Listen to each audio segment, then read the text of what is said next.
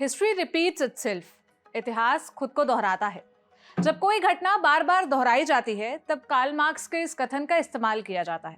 5 साल पुरानी घटना को इतिहास कहना तो ज्यादा ही हो जाएगा, अतिशोक्ति हो जाएगी, लेकिन नीट एग्जाम और उससे जुड़ी खबरें देखकर ये कथन मौजू लगता है। इस बार भी खबर केरल से आई। चेकिंग के नाम पर एग्जाम देने पहुंची छात्राओं की ब्रा उतरवा ली गई। पूरा मामला क्या है, ड्रेस कोड को लेकर गाइडलाइंस क्या कहती हैं, एग्जाम कंडक्ट कराने वालों का क्या कहना है और ऐसी घटनाओं से एग्जाम देने पहुंचे कैंडिडेट्स पर क्या गुजरती है, सब पर बात करेंगे आज के म्याऊं में।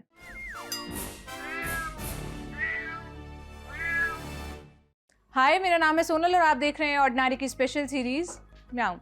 शुरुआत ताज़ा मामले से करते हैं। 17 जुलाई को देश भर में नीट के एग्जाम हुए। नीट माने नेशनल एलिजिबिलिटी एंट्रेंस टेस्ट। आसान भाषा में कहे तो देश भर के मेडिकल कॉलेजों में डॉक्टरी की पढ़ाई के लिए होने वाली प्रवेश परीक्षा। 17 तारीख को हजारों बच्चों ने पेपर दिया, लेकिन केरल के कोल्लम जिले के एग्जाम सेंटर में चेकिंग के नाम पर छात्राओं की ब्रा उतरवाई गई। घटना कोल्लम के Marthoma institute of information technology की है। इस सेंटर में पेपर देने आई लड़की के पिता ने पुलिस में शिकायत दर्ज करवाई है। पिता ने कहा कि बेटी को एग्जाम सेंटर में छोड़कर वो अपनी पत्नी के साथ लंच करने निकले थे। बीच रास्ते में ही उन्हें कॉल आ गया और अधिकारियों ने गेट पर आने के लिए कहा। गेट पर रुआसी हालत में बेटी खड़ी मिली। बेटी ने बताया कि एग्जाम हॉल में जाने से पहले उसे और बाकी लड़कियों को ब्रा निकालने के लिए कहा गया। बेटी ने मां से स्टॉल लिया और एग्जाम देने चली गई। हालांकि एग्जाम देकर लौटने के बाद भी वो काफी परेशान लग रही थी। बाहर निकलते ही वो मां की बाहों में लिपटकर रोने लगी। ब्रा उतरवाने के पीछे तर्क दिया गया कि ब्रा के हुक में मेटल होता है, जिसे मेटल डिटेक्टर डिटेक्ट कर रहा था। लड़कियों को इसी आधार पर कहा गया कि अपने आप लोगों ने ड्रेस कोड का पालन नहीं किया, इसलिए आपको अंडरगारमेंट्स उतारने होंगे। यदि आप ऐसा करेंगी तो ही आप परीक्षा दे सकती हैं। द न्यूज़ मिनट से बात करते हुए लड़की के पिता ने कहा, बेटी ने बताया कि अंदर 2 कमरे ऐसे थे जहां कोविड-19 प्रोटोकॉल का उल्लंघन करते हुए लड़कियों की ब्रा एक के ऊपर एक रखी गई थी। परीक्षा लिखने वाली छात्राओं की उम्र 17 से 23 वर्ष के बीच थी। कल्पना कीजिए कि परीक्षा के दौरान ध्यान केंद्रित करना उनके लिए कितना असहज होगा जब वे एग्जाम हॉल में पुरुष छात्रों से घिरी हुई हों। कई छात्राएं इस घटना के बाद रोने लगी थी। कई छात्राएं मानसिक रूप से परेशान भी हुई थी। पिता की शिकायत के आधार पर कोत्थाराकक्का पुलिस ने केस रजिस्टर कर लिया है। अब ऐसी चेकिंग के पीछे वजह ड्रेस कोड बताया जा रहा है। तो पहले यही जान लेते हैं कि ड्रेस कोड को लेकर नियम क्या कहते हैं। नीट एग्जाम एनटीए यानी नेशनल टेस्टिंग एजेंसी ऑर्गेनाइज कराती है। ड्रेस कोड को लेकर एनटीए की गाइडलाइंस कहती हैं कि कैंडिडेट कैजुअल और मौसम के अनुकूल कपड़े पहनकर आएं। पूरी बाजू वाले कपड़े अवॉइड करें। कैंडिडेट सैंडल और खुली चप्पल पहन सकते हैं, लेकिन जूते पहनकर आने की अनुमति नहीं है। Wallet, goggle, handbag, belt, cap, घड़ी, ब्रेसलेट, कैमरा, आभूषण और मेटल के आइटम पहनकर आने की अनुमति नहीं है। हालांकि गाइडलाइंस में यह स्पष्ट नहीं है कि मेटालिक बटन या हुक वाले कपड़ों को पहनकर आने की अनुमति है या नहीं। आरोप और गाइडलाइंस तो आपने जान ली, अब जरा ये भी सुन लीजिए कि अधिकारियों का क्या कहना है। मार्थोमा इंस्टीट्यूट एग्जाम सेंटर के अधिकारियों का कहना है कि एग्जाम कंडक्ट कराने के लिए एनटीए द्वारा 2 एजेंसी नियुक्त की गई थी। हमें रूल्स के बारे में कुछ नहीं पता। चेकिंग का सारा काम उन्हीं का था। हमारे पास हॉल के बाहर कुछ बच्चे रोते हुए आए और स्टोल पहनकर एग्जाम देने की परमिशन मांगने लगे। हमने उसके लिए उन्हें अनुमति दे दी थी।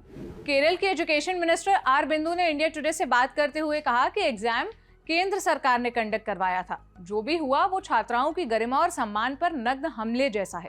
इस संबंध में उन्होंने एजुकेशन मिनिस्टर धर्मेंद्र प्रधान को खत लिखकर सख्त से सख्त कार्रवाई करने की मांग की है।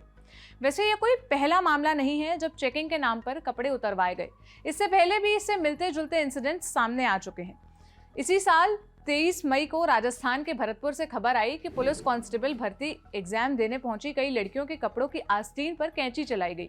कईयों के गहने उतरवाए गए। ऐसा ही मामला पिछले साल राजस्थान से रीट परीक्षा के समय भी सामने आया था। रीट माने Rajasthan eligibility examination for teachers. Checking के दौरान सुरक्षा कर्मियों ने कई महिला कैंडिडेट्स के सूट की फुल आस्तीन काट दी थी, उनके गहने उतरवाए थे और रिबन भी खुलवाया था। इसके अलावा महिलाओं के गहने और चूड़ियां वगैरह भी उतरवाई गई थी। एक मामला असम से भी आया था। सितंबर 2021 में असम की 19 साल की एक लड़की को इसलिए नहीं एग्जाम सेंटर में घुसने दिया गया क्योंकि उसने शॉर्ट्स पहने थे। उसे मजबूरन अपने पैरों पर पर्दा लपेटना पड़ा, तब जाकर उसे एग्जाम हॉल में एंट्री लेने की परमिशन मिली। और आज से ठीक 5 साल पहले मई 2017 में नीट परीक्षा के दौरान कुन्नूर से ठीक वैसा ही मामला सामने आया था जैसा अभी कोल्लम से आया है। लड़की को एग्जाम से पहले ब्रा उतारने के लिए कहा गया था क्योंकि हुक में लगे मेटल के कारण मशीन बीप कर रही थी। बाद में उस घटना पर सीबीएसई की तरफ से जवाब आया, क्योंकि उस वक्त सीबीएसई ही नीट एग्जाम कंडक्ट कराती थी। सीबीएसई ने कहा था कि कुन्नूर की घटना चेकिंग स्टाफ की ओवर स्ट्रिक्टनेस का नतीजा है। एक टीचर जो नीट एग्जाम के दौरान सेंटर पर चेकिंग टीम का हिस्सा रह चुकी हैं, उन्होंने नाम न बताने की शर्त पर बताया, गाइडलाइंस में लिखा गया है कि मेटल की चीजें अलाउ नहीं होती। हालांकि कपड़ों में मेटल को लेकर कोई स्पष्ट बात नहीं लिखी, इसलिए यह सेंटर के सुपरिटेंडेंट पर निर्भर करता है कि वो जीन्स में लगे मेटल के बटन या ब्रा हुक के मेटल के साथ कैंडिडेट को अंदर जाने देते हैं या उनसे कपड़े उतारने के लिए कहते हैं। केरल की इस घटना पर एनटीए ने कहा कि उनके पास कोई लिखित शिकायत नहीं आई। लड़कियों ने पेपर दिया और पेपर के वक्त या तुरंत बाद एनटीए से कोई शिकायत नहीं की, न ही इस संबंध में कोई मेल आया। एनटीए ने कहा कि वो इस तरह अंडरगारमेंट उतरवाने को सपोर्ट नहीं करता है। कुल जमा बात यह है कि एनटीए इस घटना से पल्ला झाड़ता दिखा। भाई, कोई आदमी शिकायत लेकर पुलिस के पास पे ले जाएगा, वो गया, केरल में एफआईआर लिखवाई, उसी आधार पर एनटीए को कार्रवाई करनी चाहिए, न कि मेल नहीं आया, हमें किसी ने शिकायत नहीं की टाइप की बातें कहकर निकल जाना चाहिए। फैक्ट तो यह है कि एग्जाम और स्ट्रेस का बड़ा गहरा रिश्ता है। आलम यह है कि सालों पहले एग्जाम पास करके नौकरी पा चुके व्यक्ति को भी रैंडमली एग्जाम देने या फेल होने के सपने आते हैं। उस समय अलग ही घबराहट होती है। ऐसे वक्त में ठीक पेपर से पहले कपड़े काटे जाएं या ब्रा उतारने के लिए कहा जाए तो वो कैंडिडेट्स को पैनिक की स्थिति में ही डालेगा। ऐसे इंसिडेंट्स का एग्जाम देने जा रहे बच्चे की मेंटल हेल्थ पर क्या असर होता है और वो उसकी परफॉर्मेंस पर कैसा असर डाल सकते हैं, ये समझने के लिए मैंने मेंटल हेल्थ एक्सपर्ट से बात की। सुनिए उन्होंने क्या बताया। देखिए, इसके ना इमीडिएट तो इफेक्ट्स होते ही हैं, लेकिन मीडियम और लॉन्ग टर्म इफेक्ट्स का भी इसमें काफी ज्यादा प्रॉब्लम होता है। बिकॉज पहले अगर आप देखेंगे तो एग्जाम इन इटसेल्फ एक बहुत ज्यादा स्ट्रेसफुल इवेंट होता है। तो एग्जाम के पहले जब इंसान जाता है तो उसको एनीवे बहुत ज्यादा स्ट्रेस होता है, बहुत एंग्जाइटी होती है, मैं पास होऊंगा, फेल होऊंगा, क्या होगा। उसी समय अगर आप इस तरीके के कुछ प्रावधान लेके आ जाएं कि आप अपने कपड़े कटवाइए या कपड़े उतारिए, जहां तक ये खबर का ख्याल सवाल है, यहाँ पे खबर में ये आया था कि उन्होंने ब्रा तक उतरवा दिया था लड़कियों का। तो ये एक आपके एक आत्मसम्मान के ऊपर एक बहुत बड़ा मतलब लांछन है एक तरीके से। ये मैं तो इसको यौन शोषण भी मानूंगा, क्योंकि किसी इस तरीके से किसी को हरास करना, उनके सेकेंडरी सेक्सुअल कैरेक्टरिस्टिक्स को एक्सपोज करना, ये एक तरीके का सेक्सुअल अब्यूज ही मैं मानूंगा। और ये बहुत ज्यादा ट्रॉमेटिक इसलिए भी हो सकता है क्योंकि अगर लॉन्ग टर्म में देखा जाए तो अब इनका पहला एग्जाम तो है नहीं, आगे और बहुत सारे एग्जाम्स देंगे। दिमाग के अंदर एक धारणा सेट हो जाती है कि भाई एग्जाम्स का मतलब है ह्यूमिलिएशन, एग्जाम्स का मतलब है बेइज्जती, एग्जाम्स का मतलब है मैं हार जाऊंगी। और इस प्रकार का अगर माइंडसेट लेके चलेंगे तो ऑब्वियस सी बात है कि इनका एग्जाम की परफॉर्मेंस भी खराब होगी और एग्जाम ओवरऑल एग्जाम के बारे में स्ट्रेस भी इनको ज्यादा हो जाएगा।